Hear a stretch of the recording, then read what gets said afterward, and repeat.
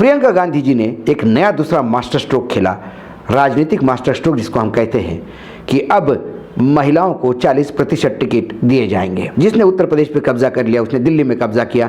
Bharatiya Janata party यदि 300 से ज़्यादा सीटों पे आज लोकसभा में बैठी है तो उसमें 72 उत्तर प्रदेश की भी सीटें हैं। उत्तर प्रदेश की सूचियां लगातार उम्मीदवारों की आ रही है और उसमें 40% लगातार महिलाओं को दिया जा रहा है।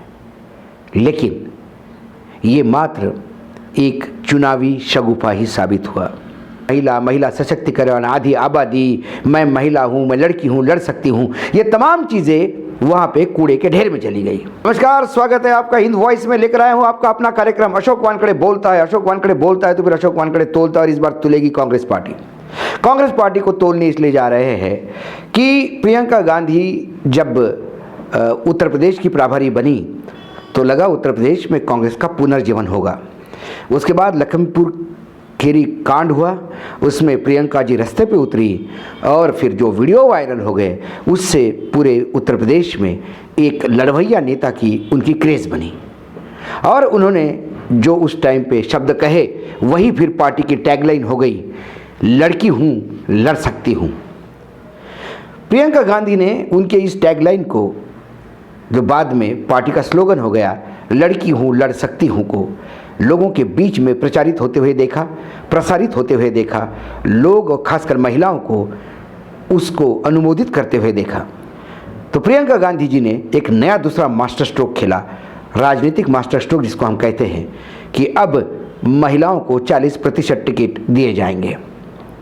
पूरे देश की महिलाओं में, खासकर कांग्रेस कार्यकर्ताओं में एक हर्षोल्लास की लहर दौड़ गई कि चलो इतने साल हम काम करते हैं, ग्रास रूट लेवल पे काम करते हैं, लेकिन हमें वो प्रेजेंटेशन ही नहीं मिलता।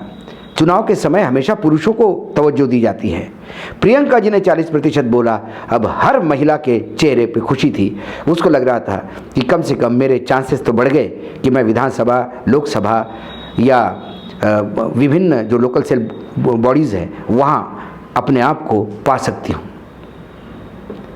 फिर उत्तर प्रदेश में एक मैनिफेस्टो रिलीज हुआ और देश के इतिहास में, राजनीति में पहली बार महिलाओं के लिए अलग मैनिफेस्टो, जेंडर मैनिफेस्टो रिलीज हुआ। घोषणा पत्र महिलाओं के लिए, एक नया सोच। और प्रियंका गांधी ने जब ये देखा तो उसके पीछे एक स्ट्रेटेजी थी। हमारे देश के चुनावों में पिछले कुछ सालों से महिलाओं का मतदान एक अलग पैटर्न पे होने लगा है। वो घर के पुरुषों के हिसाब से मतदान नहीं करती। और ये पैटर्न सबसे पहले उड़ीसा में दिखाई दिया, जहाँ उड़ीसा में पिछले कई सालों से महिलाएं लगातार बीजेडी को, बीजू जनता दल को सत्ता में लाती आ रही है। और उड़ीसा का बजट आप देखें तो बजट का बहुत सारा प्रतिशत महिलाओं के ऊपर खर्चा होता है। इस बात का क्ल्यू बिहार ने लिया। लड़कियों के लिए साइकिल, दारूबंदी, ये तमाम जो घोषणाएं थी वो महिलाओं की थी। महिलाओं के लिए बहुत सारी योजनाएं। नीतीश कुमार गिरते पड़ते सरकार में बने रहे सिर्फ महिलाओं के भरोसे। आसाम हो या फिर उत्तर प्रदेश के अपने चुनाव हो पिछले, जहां मुस्लिम मतदाताओं ने, खासकर महिला मतदाताओं ने ट्रिपल तलाक के बाद खुल करके भारतीय जनता पार्टी का समर्थन किया। बंगाल में ममता दीदी यदि पिछले से ज़्यादा सीटें लेके आई, उसमें महिला मतदाताओं का सबसे ज़्यादा योगदान है।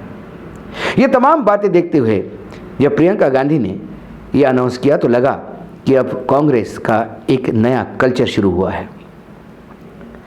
उत्तर प्रदेश की पहली लिस्ट आई, 40% महिलाएं। उत्तर प्रदेश की सूचियां लगातार उम्मीदवारों की आ रही है और उसमें 40% लगातार महिलाओं को दिया जा रहा है। लेकिन ये मात्र एक चुनावी शगुफा ही साबित हुआ, क्योंकि कांग्रेस सिर्फ उत्तर प्रदेश में नहीं, पंजाब, उत्तराखंड, गोवा, मणिपुर सब जगह चुनाव लड़ रही है। क्योंकि पंजाब में कांग्रेस सत्ता में है, जो वापस आना चाहती है। पिछली बार गोवा में सबसे ज़्यादा सीटें कांग्रेस के पास थी, सरकार नहीं बना पाई, इस बार सत्ता में आना चाहती है। उत्तराखंड में पिछली बार जो बीजेपी थी वो ज़्यादातर कांग्रेस के बीजेपी में जाने वाले लोगों ने ही सरकार बनाई थी, वो वापस आ रहे थे। तो इस बार उत्तराखंड में फिर सरकार बनाने की पूरी एक आशा के साथ कांग्रेस ताकत के साथ उतरी है। लेकिन प्रियंका गांधी की ये घोषणा 40% वाली वो उत्तर प्रदेश के सीमाओं तक ही सीमित रही।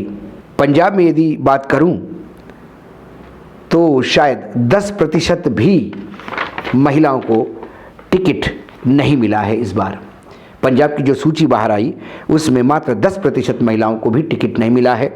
उत्तराखंड में तो 7% भी नहीं बैठता। उत्तराखंड में 70 सीटें हैं, 70 सीटों में 5 महिलाएं चुनाव लड़ रही हैं। उसमें अनुप्रभा रावत हरीश रावत की बेटी होने की वजह से, ना कि महिला होने की वजह से। एक है ममता राकेश, ये भले ही 2 बार की विधायक है, लेकिन इनका भी राजनीति में एंट्री एक मंत्री की पत्नी होने के नाते हुआ था। एक संध्या डालकोरी थी, लाल कुआं से उनका टिकट फाइनल हो गया था, लेकिन फिर हरीश रावत ने जब अपनी विधानसभा कॉन्स्टिट्यूंसी बदली, साथ उसी में संध्या शहादत होना पड़ा। तो उत्तराखंड में 7%, पंजाब में 10%, उत्तर प्रदेश में 40%। बात ऐसे क्यों? क्योंकि पंजाब में आप सत्ता में हैं, आपको सत्ता में वापस आना है तो जिताऊ उम्मीदवार आपको ढूंढना है। तो जिताऊ उम्मीदवार आपको जहां ढूंढने हैं वहां महिला और 40% महिला सशक्तिकरण, आधी आबादी, मैं महिला हूं, मैं लड़की हूं, लड़ सकती हूं, ये तमाम चीजें वहां पे कूड़े के ढेर में चली गई।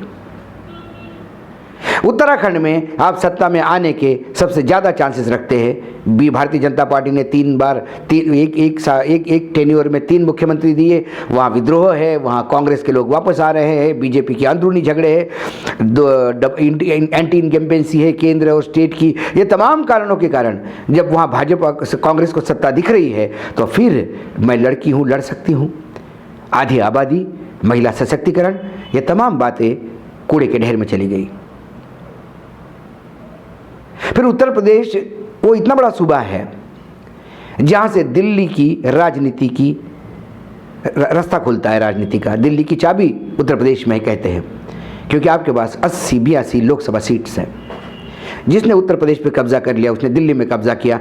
भारतीय जनता पार्टी यदि 300 से ज़्यादा सीटों पे आज लोकसभा में बैठी है तो उसमें 72 उत्तर प्रदेश की भी सीटें हैं। उस उत्तर प्रदेश में फिर 40% का दांव क्यों?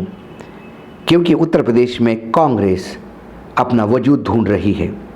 लगातार सत्ता में बनी रहने वाली कांग्रेस उत्तर प्रदेश में आज हाशिए पे चली गई है। 2012 में उत्तर प्रदेश में कांग्रेस का मत शेयर जो था वो 11.6% था। 11.6% वोट शेयर पूरे उत्तर प्रदेश में, 28 सीटें उनके पास थी। 2017 में वोट शेयर घट के 6.2 हो गया, 6.2%, 10% से भी नीचे, यानी 2 आंकड़े में भी नहीं पहुंचे। और आपकी सीटें रह गई 7, उसमें से भी लोग चले गए। मुझे लगता है अब 3 या 4 सीटें बची है। जब आप गांव में झंडा लगाने के लिए घर नहीं, बूथ पे खड़े रहने के लिए वर्कर नहीं, और आप कांग्रेस में मुझे उत्तर प्रदेश की कांग्रेस में एक नई जान फूंकना चाहती है, तो सबसे पहले आपको कम से कम कांग्रेस को मत डालने वाले लोगों का प्रतिशत तो बढ़ाना होगा। शायद यही कारण है कि यह 40% महिलाओं की भागीदारी का एक लॉलीपॉप दिया गया। यदि यह प्रतिशत बढ़ के कल 20-25 होता है तो क्या उत्तर प्रदेश में महिलाओं की भागीदारी उतनी ही रहेगी, या फिर पंजाब जैसी 10% या उत्तराखंड जैसी 7% रहेगी? हमारे नेता ये सोचते हैं कि वो मतदाताओं को बेवकूफ़ बना सकते हैं, लेकिन प्रतिशत की बात करना, किसी एक जेंडर के बारे में बात करके उन्हें इमोशनल ब्लैकमेल करना, ये इमोशनल ब्लैकमेल नहीं तो क्या है कि 40% भागीदारी मिलेगी, तो फिर वो 40% पूरे देश में क्यों नहीं? उत्तर प्रदेश में इसलिए कि आपका वजूद नहीं है। जब मेरे पास एक पैसा भी नहीं तो करोड़ों रुपए देने में मुझे क्या लगता है, और जब मेरे पास 1000 रुपये है तो उसमें से मैं 10 रुपये भी किसी को दूंगा नहीं। तब मैं 10 रुपये भी देने की बात नहीं करता, क्योंकि मेरे पॉकेट में 1000 रुपये पड़े हैं। लेकिन मेरा पॉकेट फटा है, एक पैसा भी नहीं है, तो 10 करोड़ की बात करने में कौन रोकता है? तो क्या जवान में हड्डी नहीं होना एक ये कारण है कि आप जो चाहे तब बोलोगे और लोगों को मूर्ख बनाओगे? इसलिए आज कांग्रेस को तोड़ रहे थे कि कांग्रेस की ये जो दोहरी नीति है ये लॉन्ग टर्म में कांग्रेस को साथ नहीं देगी, क्योंकि मतदाता अब सवाल पूछने लगा है, मतदाता अब रिएक्ट करने लगा है। यही कारण है कि पूरी ताकत लगाने के बाद भी कई जगह सत्ता पक्ष में रहने वाले लोग चुनाव हार जाते हैं और 4 साल तक 5 साल तक घर बैठे लोग फिर चुनाव जीत जाते हैं। आज इतना ही, फिर आऊँगा किसी नए विषय के साथ। तब तक के लिए नमस्कार, लेकिन देखते रहिएगा हिंद वॉइस।